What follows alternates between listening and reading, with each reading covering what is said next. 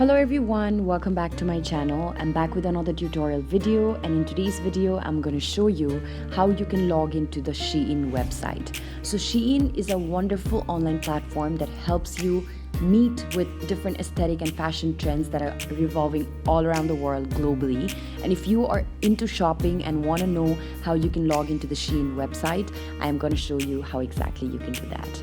So for this, first of all, head over to your web browser on your mobile device and then go to m.shein.com. As you go to m.shein.com, you'll be able to land on an interface that looks like this, where you will have to enter your email address and your password in order to sign into your account. So here I'm just going to enter my email address, and after entering the email address I will also have to enter my password.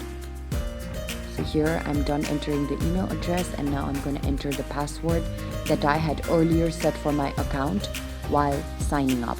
After doing that, tap on the sign in button and then tap on accept in order to accept all the terms and conditions of using Shein, and then wait for a certain while until you land on an interface that basically shows you that you have gotten logged into your account. And you can cross-check this by tapping on the bottom right option that says me.